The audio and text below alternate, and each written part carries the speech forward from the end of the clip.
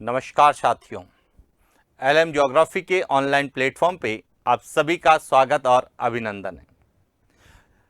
हम लोग बात कर रहे हैं आरपीएससी सेकंड ग्रेड जीके में भारत के भूगोल को लेके क्या महत्वपूर्ण प्रश्न जो हमें एग्जाम में पूछे जाने की संभावना है या इनसे संबंधित हमें प्रश्न पूछे जा सकते हैं। तो हम भारत के भूगोल के अंतर्गत जो भारत का भू आकृति प्रदेश है, जिसे हम भारत के भौतिक प्रदेश कहते हैं, भारत की स्थिति और विस्तार के संबंध में जो महत्वपूर्ण प्रश्न पूछे जाने की संभावना है, उन प्रश्नों पर हम लोग बात कर रहे हैं और को समझने की कोशिश कर रहे हैं कि एक प्रश्न के आधार पर हम कितने सारे प्रश्नों को सही कर सकते हैं। तो देखिए, एक एक प्रश्न का हम विस्तार से अध्ययन करने वाले हैं। तो पहला प्रश्न आप लोगों के लिए, निम्नलिखित में से किस एक की ऊंचाई औसत समुद्र तल से सबसे अधिक है? ए पारसनाथ, बी पंचमढ़ी, सी दोदा बेटा और डी अनाई मुडी। यानी कि किस एक की ऊंचाई समुद्र तल से सबसे ऊंचाई पर है, यानी कि इनमें से सबसे ऊंची चोटी कौन सी है? अब देखिए, पारसनाथ, पंचमढ़ी, डोडा बेटा और अन्नाईमुडी। सबसे पहले तो यह पता होना चाहिए कि यह किसका भाग है। तो यदि हम पारसनाथ की बात करें तो पारसनाथ जो है यह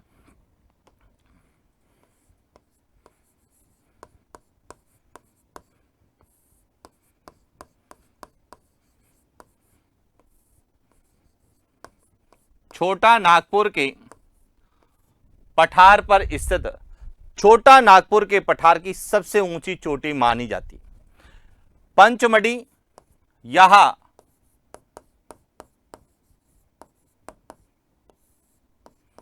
सतपुड़ा श्रेणी में की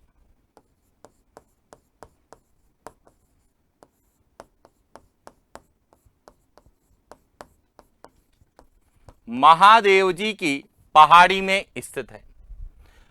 दोदा बेटा यह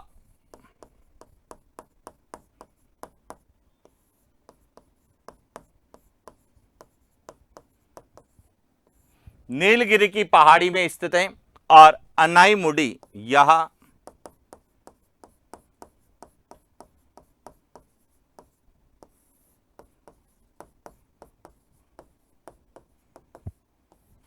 अन्नामलाई की पहाड़ियों में स्थित है। इसका मतलब यह जो चारों भाग है, यह चारों किसके भाग हैं? प्रायद्वीपीय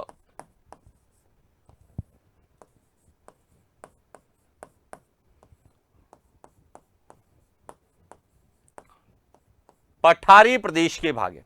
और प्रायद्वीपीय पठारी प्रदेश की सबसे ऊंची चोटी बात करें तो प्रायद्वीपीय पठारी प्रदेश की सबसे ऊंची चोटी है अनाईमुडी, जिसकी ऊंचाई 2695 मीटर है। तो इसका जो सही उत्तर है वह है डी अनाईमुडी। कई बार तो डायरेक्ट पूछा जाएगा कि प्रायद्वीपीय पठारी प्रदेश या जिसे हम दक्षिण भारत के नाम से जानते हैं, तो यहां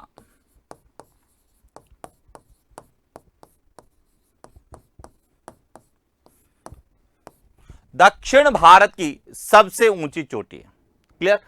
या फिर पूछा जाता है अनाईमुडी कहां स्थित है, तो यहां अन्नामलाई की पहाड़ियों में केरला में स्थित है। क्लियर हो गया? इसके बाद डोडा बेटा यह नीलगिरी की पहाड़ियों की सबसे ऊंची चोटी है और इसकी जो ऊंचाई है वह है 2637 मीटर। और यह जो डोडा बेटा है यह प्रायद्वीपीय भारत की या प्रायद्वीपीय पठारी प्रदेश की दूसरी सबसे ऊंची चोटी है। दूसरी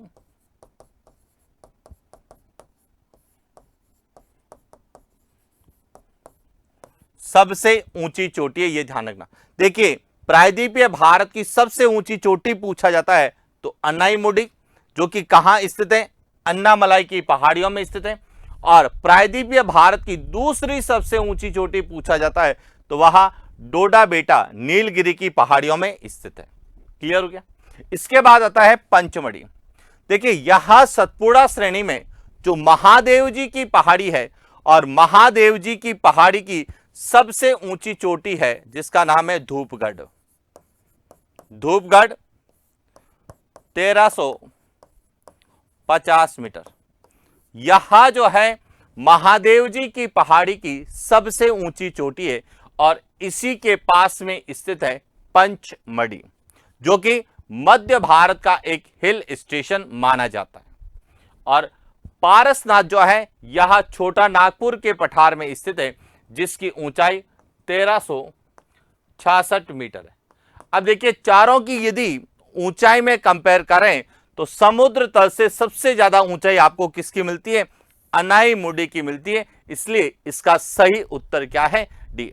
अब प्रश्न कई बार हमें डायरेक्ट पूछे जाएंगे कि प्रायद्वीपीय भारत की सबसे ऊंची चोटी कौन सी है, दक्षिण भारत की सबसे ऊंची चोटी कौन सी है, प्रायद्वीपीय पठारी प्रदेश की सबसे ऊंची चोटी कौन सी है, तो सभी का उत्तर क्या होगा, अन्नाईमुडी होगा। यदि दूसरी पूछा जाता है कि दक्षिण भारत की दूसरी सबसे ऊंची चोटी कौन सी है, प्रायद्वीपीय भारत की दूसरी सबसे ऊंची चोटी कौन सी है, या प्रायद्वीपीय पठारी प्रदेश की दूसरी सबसे ऊंची चोटी कौन सी है, तो वह है डोडा बेटा। अब एक तो आपको चोटी का नाम पता होना चाहिए, दूसरा वह कहां अवस्थित है, यानी कि किसके अंतर्गत, किसमें या किससे संबंधित है। तो देखिए अब बात करेंगे नीलगिरी की पहाड़ी, डोडा बेटा यह नीलगिरी की पहाड़ियों में है और अन्नाईमुडी जो कि अन्नामलाई की पहाड़ियों में स्थित है। क्लियर। चले आगे, अगला प्रश्न। निम्नलिखित में से कौन भारत की सीमा में स्थित एकमात्र सक्रिय ज्वालामुखी है, ए नारकोंडम द्वीप, बी बेरन द्वीप, सी मिनिकॉय द्वीप, डी अमीनी द्वीप। अब देखिए सबसे पहले पूछा गया है एकमात्र सक्रिय ज्वालामुखी। अब यदि हम भारत की सीमा की बात करें तो भारत की सीमा में हम दो तरह की बात करते हैं।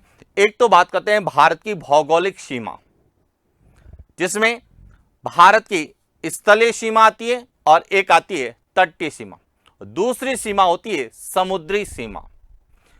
और भारत की समुद्री सीमा के अंतर्गत यदि हम बात करते हैं तो भारत का एकमात्र सक्रिय ज्वालामुखी जो है वह है, कौन सा है, भारत का एकमात्र सक्रिय ज्वालामुखी जो कि कौन सा है, बैरन द्वीप है। तो इसका सही उत्तर क्या है, बी है। अब यह जो बैरन द्वीप है यह कहां अवस्थित है, यह भी क्लियर होना चाहिए। तो बैरन द्वीप जो है यह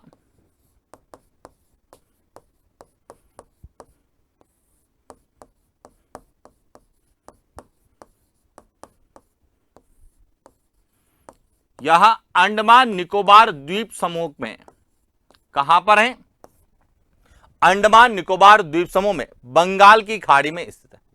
अब अंडमान निकोबार द्वीप समूह का भी यदि हम विभाजन करते हैं तो बैरन द्वीप जो है यह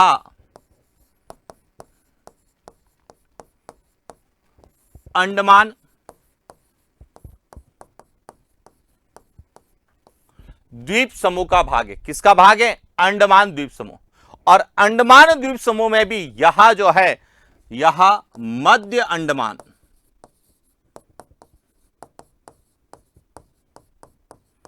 किसका भाग है, मध्य अंडमान की बैरन द्वीप जो है यह मध्य अंडमान की पूरब में स्थित भारत का एकमात्र सक्रिय ज्वालामुखी है। क्लियर हो गया। अब देखिए नारकोंडम द्वीप की बात करें तो यह भी एक क्या है, शांत ऑब्लिक, कई जगह लिखा हुआ मिलता है सुषुप्त, सुषुप्त ज्वालामुखी है। और यह भी कहां पर है,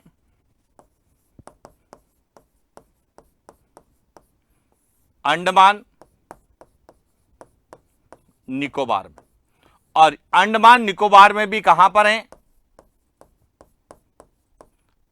अंडमान में, और अंडमान में भी उत्तरी अंडमान का यह भाग है।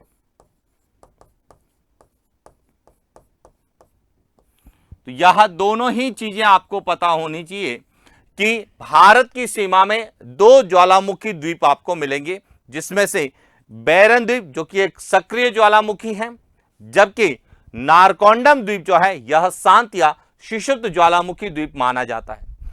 बैरन द्वीप मध्य अंडमान का भाग है, जबकि नारकोंडम द्वीप उत्तरी अंडमान का भाग है। यह भी उत्तरी अंडमान के पूरब में स्थित है।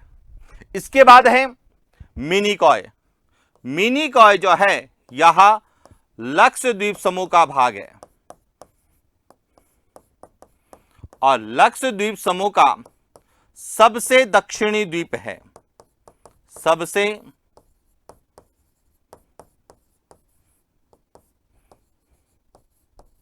जो दक्षिणी द्वीप है उसे क्या कहा जाता है? उसे मिनिकॉय कहा जाता है। अमीनी द्वीप यह भी लक्षद्वीप समूह का भाग है।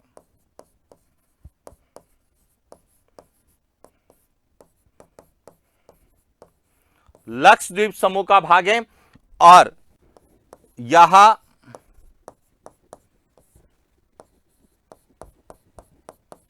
लक्षद्वीप समूह का सबसे उत्तरी जो द्वीप समूह है उसे अमीनी द्वीप समूह के नाम से जानते हैं, और अमीनी द्वीप समूह लक्षद्वीप समूह का सबसे बड़ा द्वीप समूह है, जबकि लक्षद्वीप मिनिकॉय यह सबसे दक्षिणी द्वीप समूह है। तो इसलिए ध्यान रखना कि जब भी आपको भारत के द्वीप पूछे जाते हैं तो कौन से बंगाल की खाड़ी में अंडमान निकोबार द्वीप समूह का भाग है और कौन से अरब सागर में लक्षद्वीप समूह का भाग है, उनके बारे में विशेष रूप से आप लोग पढ़ के जाना। इसके पीछे रीजन क्या है? इसके पीछे रीजन है कि हाल ही में भारत के प्रधानमंत्री जी के द्वारा अंडमान निकोबार द्वीप समूह के द्वीपों का नामकरण भारत के परमवीर चक्र विजेताओं के नाम पर किया गया है। तो इसीलिए या तो परमवीर चक्र विजेताओं के नाम के आधार पर पूछा जा सकता है, जो कि करंट का प्रश्न होगा, या फिर उन द्वीपों में कौन किसका भाग है या कहां पर अवस्थित है, यानी कि अंडमान का भाग कौन सा है, निकोबार का भाग कौन सा है, लक्षद्वीप का भाग कौन सा है, तो उनके आधार पर भी प्रश्न पूछे जाने की संभावना है। चले आगे बात करते हैं अगले प्रश्न की। अगला है, निम्नलिखित में से कौन सा एक भारत के सुदूर दक्षिण स्थान को इंगित करता है? ए कन्याकुमारी, बी नागरकोइल, सी इंदिरा पॉइंट, डी रामेश्वरम। अब देखिए, जब हम भारत के मानचित्र की बात करते हैं तो देखिए भारत में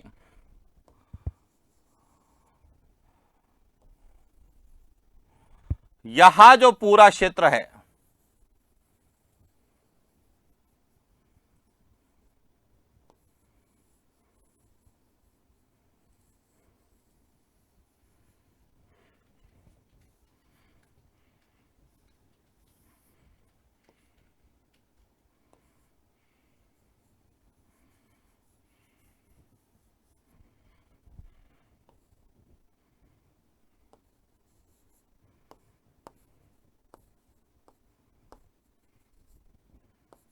यहां जो हमारा भारत है, इसमें यहां भारत का सबसे उत्तरी बिंदु है, इसे कहा जाता है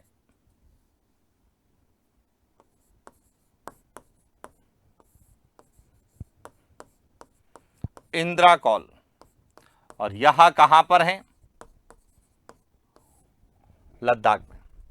और यहां भारत की मुख्य भूमिका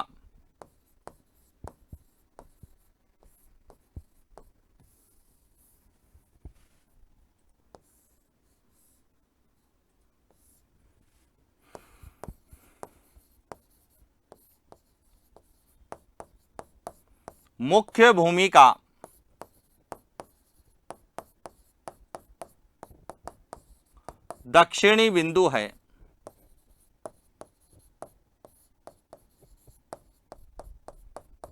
कन्याकुमारी।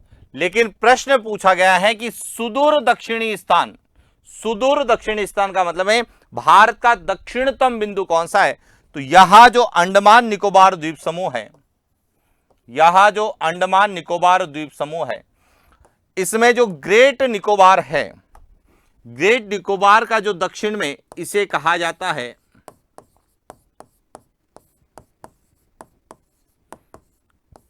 इंदिरा पॉइंट। तो इंदिरा पॉइंट जो है यहां भारत का सुदूर दक्षिणी स्थान को इंकित करता है। तो इसका सही उत्तर क्या है? सी। क्योंकि वर्तमान में जब हम पुस्तकें पढ़ते हैं तो भारत का दक्षिणतम बिंदु लिखा हुआ होता है कन्याकुमारी। अब समझना कि भारत का सुदूर दक्षिणतम बिंदु जो है वह इंदिरा पॉइंट, जो कि ग्रेट निकोबार का भाग है, ग्रेट निकोबार का भाग है। लेकिन वर्ष 2004 की सुनामी में यह स्थान जलमग्न हो गया। इसीलिए वर्तमान में जब हम भारत के दक्षिणी बिंदु की बात करते हैं तो भारत की जो मुख्य भूमि का दक्षिणी बिंदु जो कन्याकुमारी है, इसी का ही हम अध्ययन करते हैं। और इसीलिए जब हम भारत के अक्षांशीय विस्तार का अध्ययन करते हैं तो हम यहीं से भारत के अक्षांशीय विस्तार को पढ़ते हैं। यह क्लियर हो गया? अब यहां ध्यान रखना, इंदिरा पॉइंट को जो है पार्सन पॉइंट और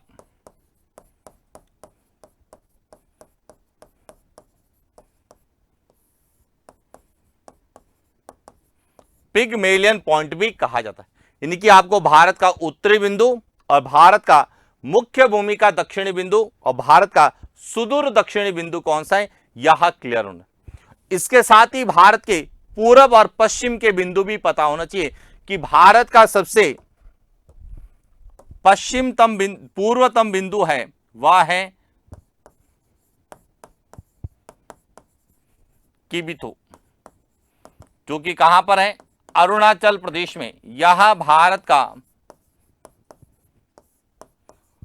पूर्वी बिंदु कहलाता है। और जो पश्चिमी बिंदु है इसे कहा जाता है गुहार मोती या गोरमोता। यह गुजरात में। अब यह भी वर्तमान में चर्चित है, इसीलिए इनको पढ़ा जाता है कि यह जो किबिथु अरुणाचल प्रदेश में, यहां से भारत सरकार की एक योजना की शुरुआत की गई है हाल ही में, जिसका नाम है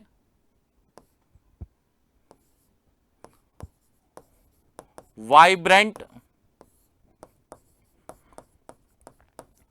विलेज योजना। और वाइब्रेंट विलेज योजना यह उन राज्यों में प्रारंभ की गई है जो चीन के साथ सीमा का निर्धारण करते हैं। अरुणाचल प्रदेश, सिक्किम, हिमाचल प्रदेश और उत्तराखंड। क्लियर? तो ये चार राज्य तो चीन के साथ सीमा बनाते हैं और उसके अलावा लद्दाख, जो कि भारत का एक केंद्र शासित प्रदेश है। तो इस तरह से विलेज वाइब्रेंट योजना के आधार पर भारत के पूर्व पश्चिम बिंदु पूछे जा सकते हैं और विशेष रूप से किबिथु जो है पूछे जाने की संभावना है, क्योंकि इसी स्थान से जो है विलेज वाइब्रेंट योजना, वाइब्रेंट विलेज योजना की शुरुआत की गई है। तो इसलिए, और इसका उद्देश्य है कि यह जो चीन की सीमावर्ती गांव है, इन गांवों को इतना आधारभूत संरचना से और डिजिटल कर दिया जाएगा, इंटरनेट से सुविधाएं दी जाए, ताकि यहां पर लोग जो है आराम से जीवन व्यतीत कर सके, अपनी आवश्यकताओं की पूर्ति कर सकते। साथ ही चीन की जो एक विस्तारवादी नीति है अतिक्रमण करना, तो उस चीन की विस्तारवादी नीति को भी नियंत्रित किया जाए, इसी उद्देश्य से यह वाइब्रेंट विलेज योजना की शुरुआत की गई है, जो करंट के आधार पे या तो वाइब्रेंट विलेज योजना पूछी जा सकती है और या फिर आपको किबिथु, जो कि भारत की जो है इंडियन ज्योग्राफी के संबंध में पूछा जा सकता है। क्लियर हो गया? चला आगे, अगला प्रश्न।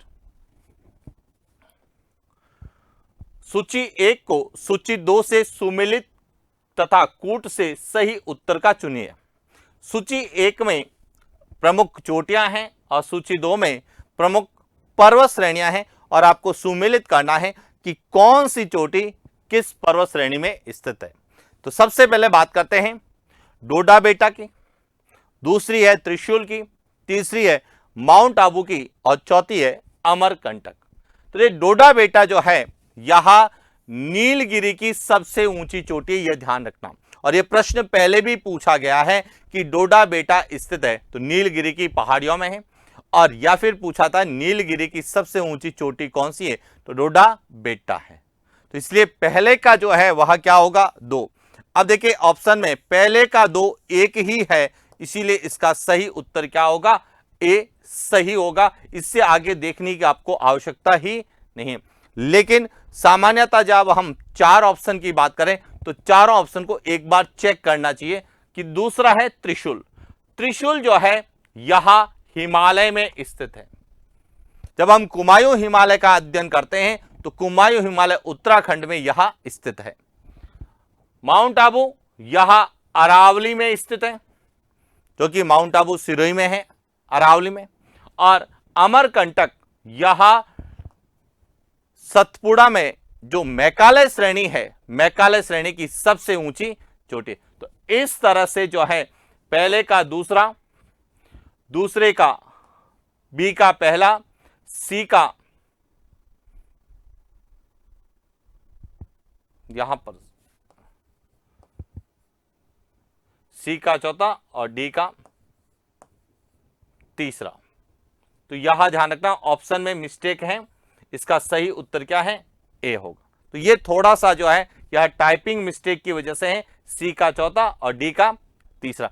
लेकिन हमें जब भी आप प्रायद्वीप या पठारी प्रदेश का अध्ययन करें तो जितनी भी पर्वत श्रेणियां हैं उनमें कौन सी चोटियां अवस्थित हैं वह आपको क्लियर होनी चाहिए, चाहे वह आपके विंध्याचल हो, अरावली हो, सतपुड़ा हो, पश्चिमी घाट, पूर्वी घाट और छोटा नागपुर का पठार हो, नीलगिरी की पहाड़ियां हो या अन्नामलाई की पहाड़ियां हो। तो यहां थोड़ा सा ध्यान रखना कि जब भी आप प्रायद्वीप या पठारी प्रदेश का रिवीजन करें तो जितनी भी पर्वत श्रेणियां हैं उनकी प्रमुख चोटियां निश्चित रूप से पढ़ के जाएं, एक प्रश्न वहां से पूछे जाने की संभावना। चला आगे बात करते हैं अगले प्रश्न की।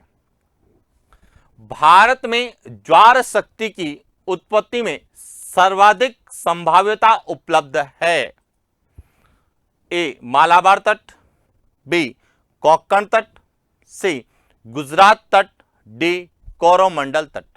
अब देखिए यहां प्रश्न जो है यहां ऊर्जा संसाधन से पूछा गया कि जो ऊर्जा संसाधन हैं, एनर्जी रिसोर्सेज, ऊर्जा संसाधन मुख्य रूप से 2 प्रकार के होते हैं। एक होते हैं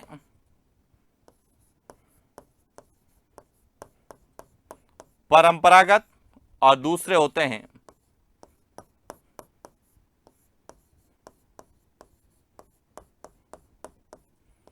गैर परंपरागत।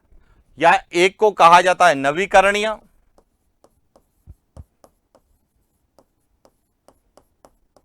और एक को कहा जाता है अनवीकरणीय।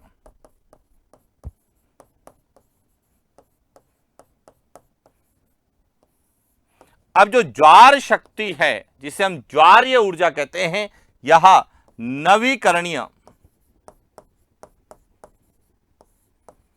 ऊर्जा संसाधन का रूप है। इसीलिए ध्यान रखना आपको क्लियर होना चाहिए कौन कौन से ऊर्जा संसाधन परम नवीकरणीय है, कौन से अनवीकरणीय। यदि आप नवीकरणीय अच्छे से पढ़ लेते हैं तो अनवीकरणीय याद करने की आवश्यकता नहीं है। नवीकरणीय में मुख्य रूप से जो आता है ज्वारीय ऊर्जा है, सौर ऊर्जा है,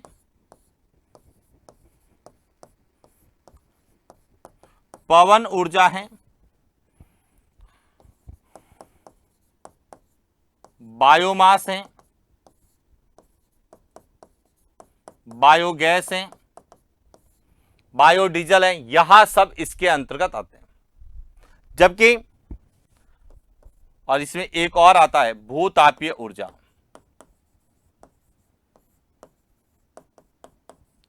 भूतापीय ऊर्जा भी नवीकरणीय। परंपरागत में आते हैं एक तो कोयला, प्राकृतिक गैस, कोयला या जिसे हम तापीय ऊर्जा कहते हैं, प्राकृतिक गैस,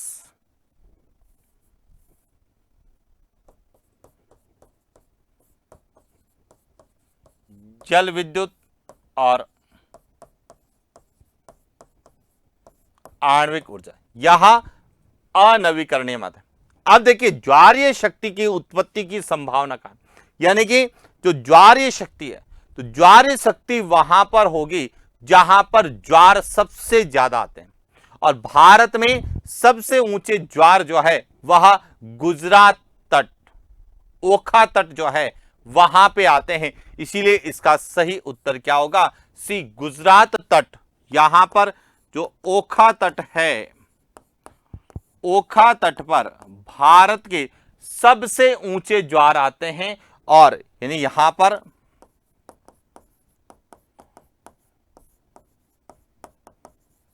सबसे ऊंचे ज्वार आने के कारण यहां पर ज्वारीय शक्ति की उत्पादन की सर्वाधिक संभावना है, और इसीलिए इसका सही उत्तर क्या होगा? सी, गुजरात। मालाबार तट, यह जो है यह केरल का तटीय प्रदेश है।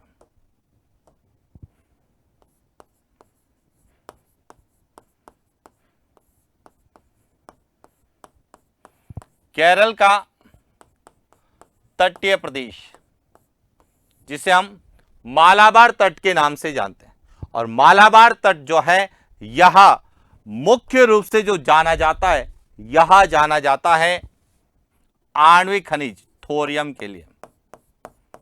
भारत में आणविक खनिज थोरियम के सबसे ज्यादा भंडार कहां है? तो केरल में है, मालाबार तट में।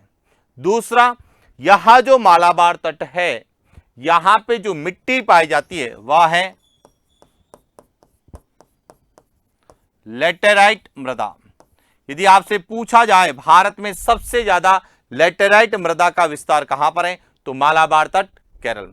और जब हम अपने सिलेबस की बात करते हैं तो इसीलिए यह ध्यान रखना, आणविक खनिजों का जब भी प्रश्न भारत से पूछा जाने की संभावना है, तो इसमें सबसे ज्यादा पूछा जाता है वह थोरियम से पूछा जाता है, जो मोनोजाइट प्रकार का है। दूसरा आता है यूरेनियम का, और तीसरा जो वर्तमान में यदि चर्चा का विषय है वह है लिथियम, कि भारत में सबसे ज्यादा लिथियम के भंडार अभी हाल ही में जम्मू कश्मीर और राजस्थान में मिले हैं, तो राजस्थान के संदर्भ में भी पूछा जा सकता है। और हाल ही में RO के पेपर में यही प्रश्न भारत के संदर्भ में पूछा गया था कि निम्नलिखित में से किस राज्य ऑब्लिक क्षेत्र में लिथियम के भंडार मिले हैं, तो उसमें उत्तर जम्मू कश्मीर था। तो ये ध्यान रखना, जम्मू कश्मीर और राजस्थान में लिथियम के भंडार मिले हैं, जो कि हम आणविक खनिज के रूप में अध्ययन करते हैं। इसके बाद यदि हम बात करते हैं कोंकण तट, यह महाराष्ट्र का तट है। किसका है?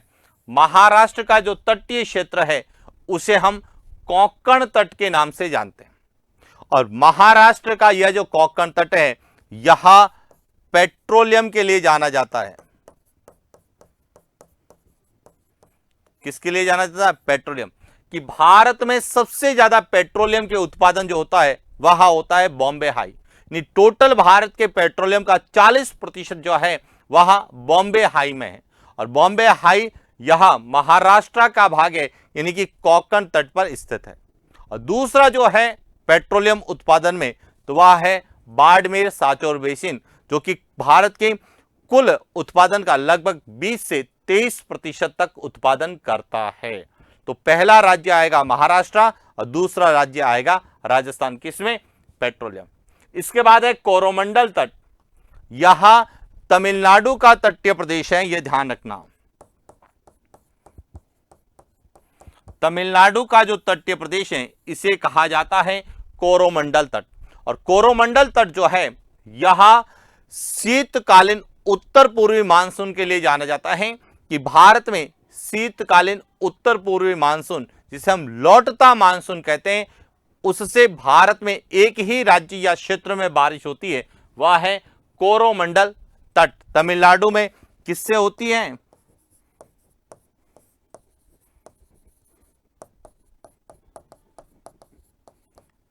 उत्तर पूर्वी मानसून से वर्षा होती है। क्लियर हो गया? चला आगे, अगला प्रश्न। कयाल का अर्थ है ए कच्छ वन क्षेत्र, बी पच्छ जल क्षेत्र, सी लेंगुन झील, डी रामसर साइट। अब देखिए कयाल, यह कयाल जो है, जो अपने भारत का जो प्रायद्वीपीय पठारी प्रदेश है, अब इस प्रायद्वीपीय पठारी प्रदेश में यहां जो हमारा तट है, इसे कहा जाता है केरल का तटीय प्रदेश, या इसे कहा जाता है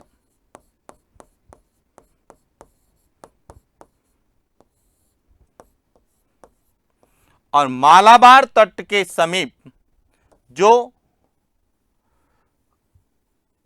खारे पानी की झीलें पाई जाती है, कैसी?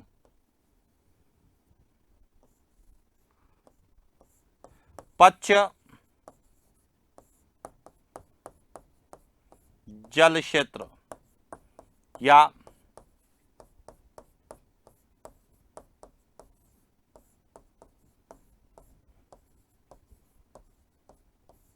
खारे पानी की झीलें, इन्हें क्या कहा जाता है? कयाल कहा जाता है। अब कयाल जो है यहां कहां पर है? तो राज्य पूछा जाता है तो कौन सा राज्य आएगा? केरल। और यदि क्षेत्र पूछा जाता है तो कौन सा आएगा? मालाबार तट। और कयाल क्या है? तो कयाल जो है पच्छ जल क्षेत्र है, तो इसका सही उत्तर क्या है? बी। अब यह भी हाल ही में चर्चा का विषय रहा है। आपने देखा होगा कि भारत के प्रधानमंत्री जी के द्वारा यहां पर भारत की पहली जल मेट्रो की शुरुआत की गई, और भारत की जो पहली जल मेट्रो है वह यहीं पर ही, यहां पे एक कयाल है जिसका नाम है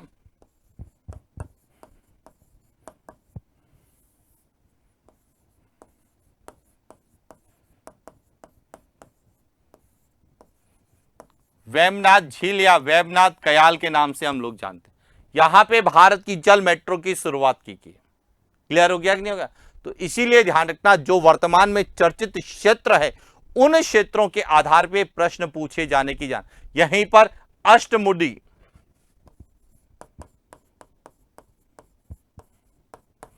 अष्टमुदी कयाल भी है, और अष्टमुदी जो कयाल है यह ऑक्टोपस के आकृति की, ऑक्टोपस आकृति की है अष्टमुदी कयाल। यहीं पर जो है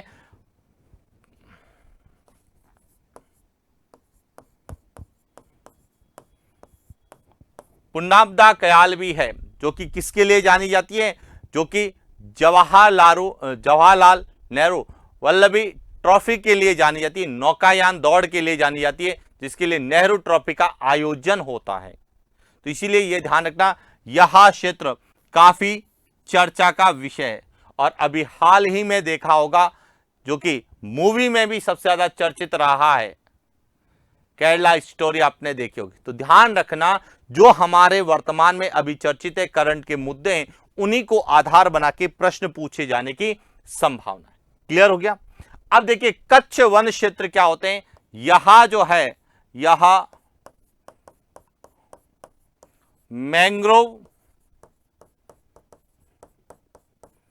वनस्पति के जो क्षेत्र होते हैं उन्हें कच्छ वन, ज्वार्य वन, अनूप वन या वेलांचली के नाम से जाना जाता है।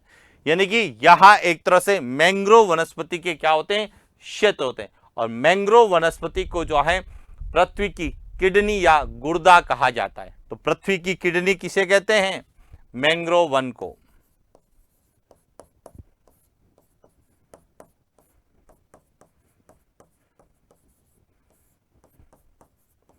या गुर्दा कहा जाता है। लेंगुन झीलें जो है, यह जो भारत का पूर्वी तट है, इस पूर्वी तट के सहारे जो खारे पानी की झीलें हैं,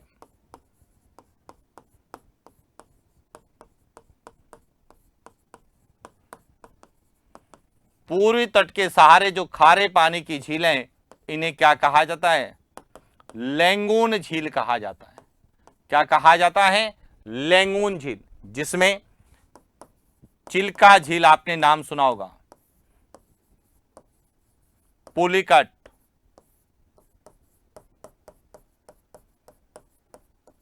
कोलेरू, पुलिकट और कोलेरू यह आंध्र प्रदेश में है, जबकि चिल्का जो है यह ओडिशा राज्य में है। तो इसीलिए यहां ध्यान रखना, लैंगून झीलें भी खारे पानी की है, लेकिन लैंगून झीलें पूर्वी तट पर ओडिशा और आंध्र प्रदेश में है, जबकि कयाल जो है यह पश्चिमी तट पर केरल राज्य में है। अंतर इतना ही है, क्षेत्र का अंतर है। क्लियर हो गया? और रामसर साइट, जिसे हम कहते हैं आर्द्र भूमि क्षेत्र, जो आर्द्र भूमि क्षेत्र होते हैं, नम भूमि क्षेत्र होते हैं, उन्हें रामसर साइट का दर्जा दिया जाता है। और हाल ही में भारत के रामसर साइट की संख्या में वृद्धि हुई है, इसीलिए रामसर साइट पूछे जाने की भी संभावना है।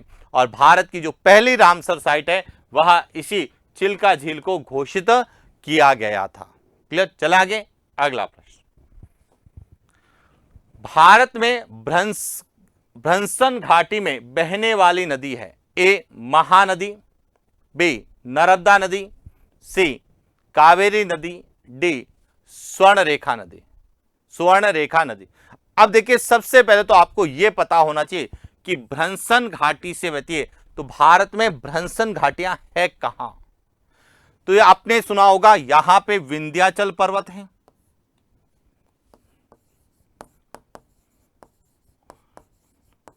विंध्याचल श्रेणी, दूसरी है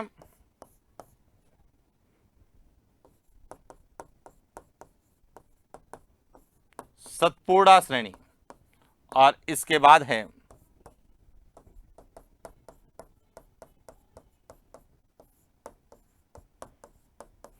सतमाला श्रेणी। अब विंध्याचल और सतपुड़ा के बीच की यह जो क्षेत्र है, यह इसे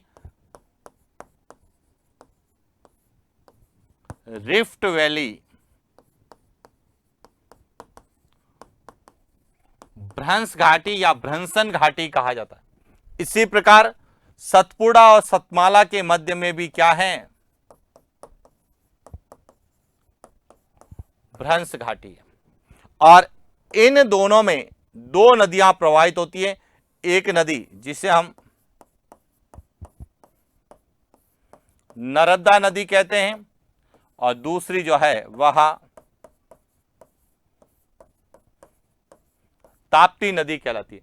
तो इसका सही उत्तर क्या होगा? बी, कि जो नर्मदा नदी है वह भ्रंसन घाटी या रिफ्ट वैली में पूर्व से पश्चिम दिशा में, इनकी विपरीत दिशा में, सामान्यतः प्रायद्वीपीय पठारी जो प्रदेश है, इसका ढाल जो है वह पश्चिम से पूर्व दिशा की ओर है, लेकिन यह जो दोनों नदियां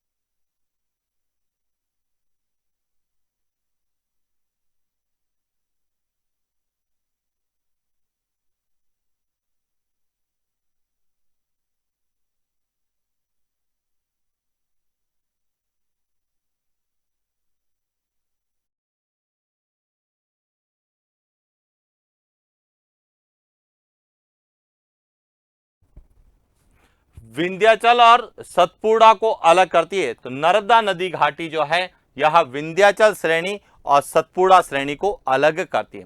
तो आप जब विंध्याचल और सतपुड़ा को पढ़े तो नर्मदा नदी घाटी जो कि रिफ्ट वैली में बहती है, इसको भी अवश्य पढ़ें। क्लियर हो गया? चलें आगे। अगला है, निम्नलिखित में से पूर्वी घाट तथा पश्चिमी घाट का संधि बिंदु है? ए जवादी पहाड़ी, बी अन्नामलाई पहाड़ी, सी नीलगिरी पहाड़ी, डी सेवरॉय पहाड़ी। अब देखिए यहां जो प्रायद्वीपीय पठारी प्रदेश है, इसमें ताप्ती नदी घाटी से लगाकर कन्याकुमारी तक एक पूरी लंबी पर्वत श्रृंखला है, जो हिमालय के बाद दूसरी सबसे लंबी पर्वत श्रृंखला है और प्रायद्वीपीय भारत की सबसे लंबी। इसका नाम है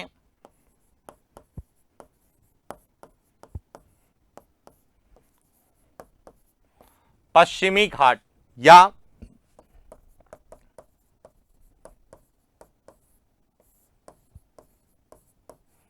प्राचीन काल में इसे सह्याद्री पर्वत कहते थे। और यह भी प्रश्न पूछा गया है कि पश्चिमी घाट का दूसरा नाम क्या है, तो सह्याद्री पर्वत। और इसी प्रकार एक पूर्वी तट के सहारे स्थित है, इसे कहा जाता है पूर्वी घाट। अब पूर्वी घाट और पश्चिमी घाट, इन दोनों का जो जंक्शन है वह यहां है, जो दोनों को जोड़ता है, इसे कहा जाता है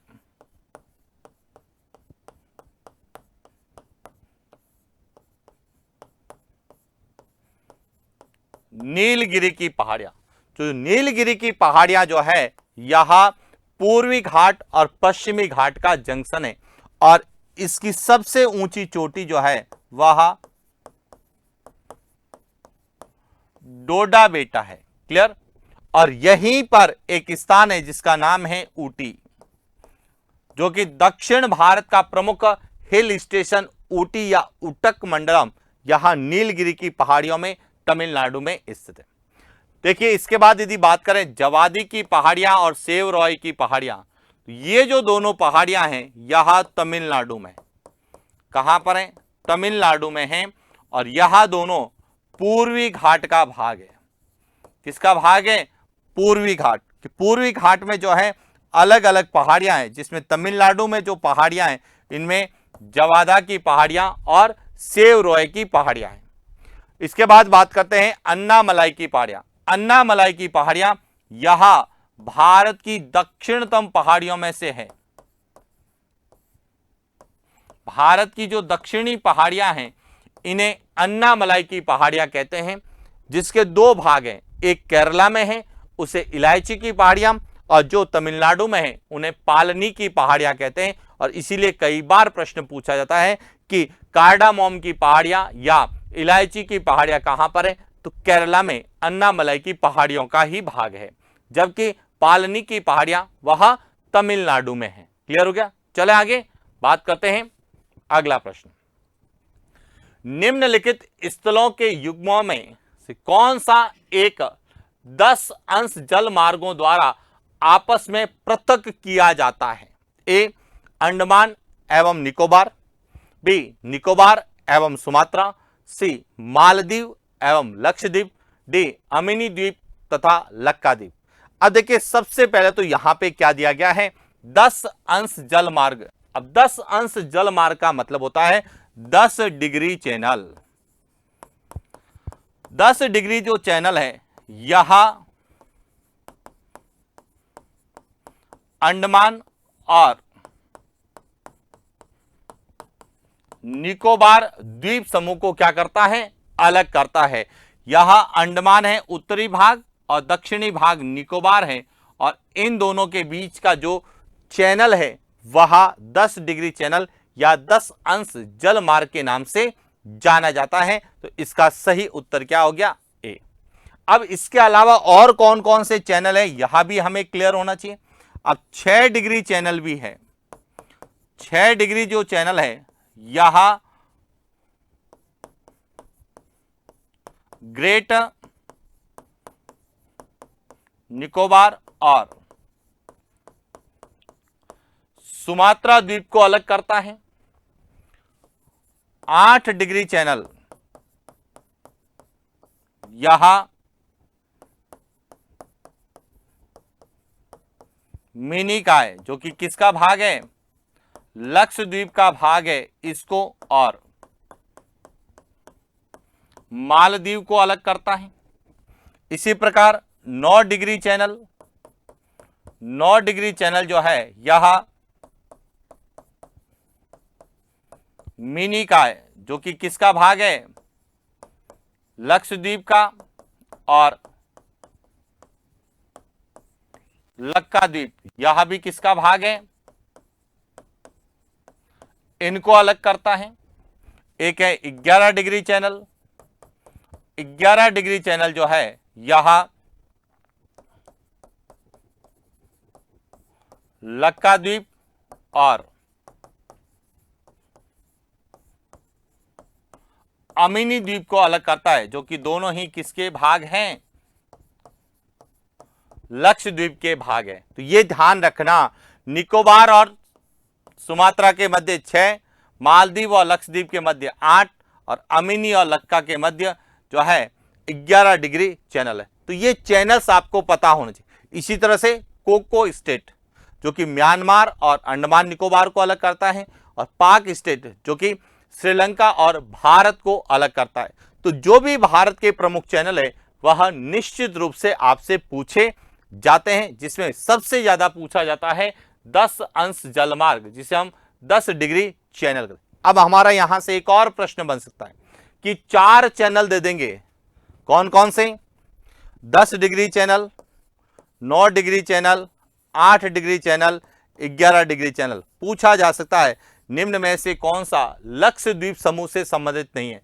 तो देखिए 11, 9 और 8 यह तीनों लक्षद्वीप के हैं, जबकि 10 और 6 यह जो है अंडमान निकोबार द्वीप समूह से संबंधित है। चला आगे, अगला प्रश्न। पाल घाट दर्रा अंतः स्थलीय संचार प्रदान करता है। ए मदुरई, तिरुवनंतपुरम, बी चेन्नई, कोची, सी पुणे, मुंबई, डी मुंबई, कोलकाता। अब देखिए सबसे पहले तो पाल घाट क्या है, तो यह पश्चिमी घाट का प्रमुख दर्रा है। देखिए पश्चिमी जो घाट है, इस तरह से पश्चिमी घाट का विस्तार है। यह पश्चिमी घाट का विस्तार जो कि महाराष्ट्र से लगाकर कन्याकुमारी तक, महाराष्ट्र से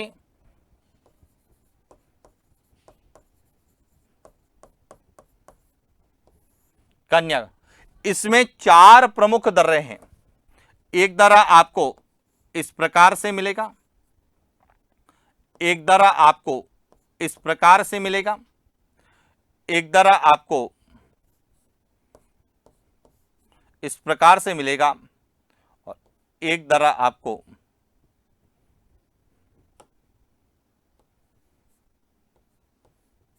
चार प्रमुख दर्रे मिलेंगे। सबसे पहला जो है वह है थाल घाट, दूसरा है भोर घाट, तीसरा है पाल घाट, और चौथा जो है वह है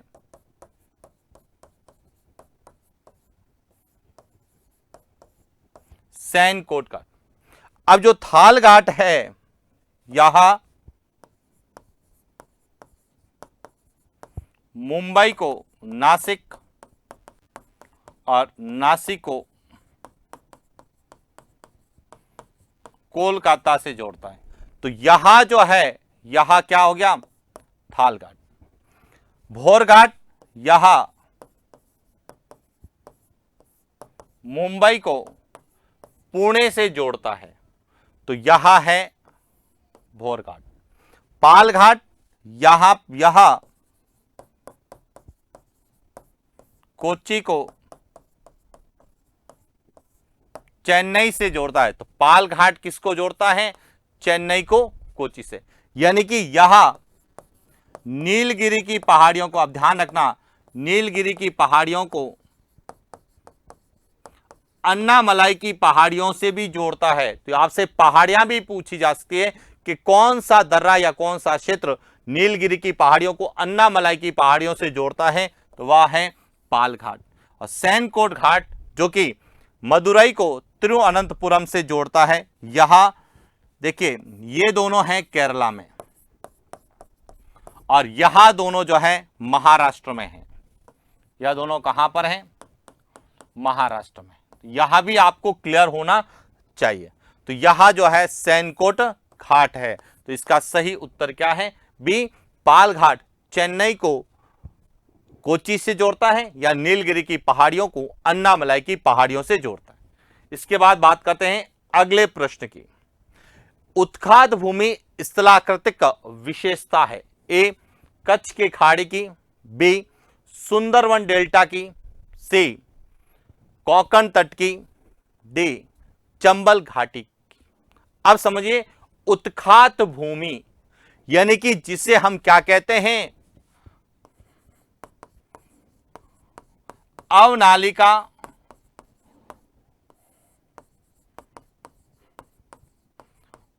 अपरदन से निर्मित उत्खात भूमि जहां घने जंगल पाए जाते हैं क्या कहलाता है? बीहड़। और भारत में जो बीहड़ है, यह कौन से बीहड़ है? चंबल घाटी में जो बीहड़ है यह सबसे ज्यादा प्रसिद्ध है। तो इसके लिए इसका सही उत्तर क्या होगा? डी, कि उत्खात भूमि स्थलाकृति कहां पाई जाती है? तो चंबल नदी घाटी में पाई जाती है। और चंबल नदी घाटी यह सर्वाधिक अवनालिका अपरदन के लिए या उत्खात भूमि बीहड़ के लिए जानी जाती है। क्लियर हो गया? अब देखिए कच्छ की खाड़ी यहां सफेद या सफेद मरुस्थल के लिए जाना जाता है। कच्छ की खाड़ी क्षेत्र जो है वह सफेद मरुस्थल के रूप में, कच्छ रण के रूप में जाना जाता है। सुंदरवन डेल्टा यह मैंग्रोव वनस्पति के क्षेत्र के रूप में जाना जाता है। और कोंकण तट यह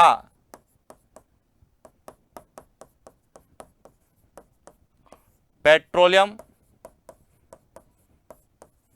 उत्पादक क्षेत्र के रूप में जाना जाता है। तो क्लियर हो चुका होगा कि किस तरह से भारत के भू आकृति को लेकर हमें प्रश्न पूछे जाते हैं। आजकल प्रश्नों की लैंग्वेज को इस तरह से लिखा जाता है कि कहीं न कहीं स्टूडेंट क्या हो?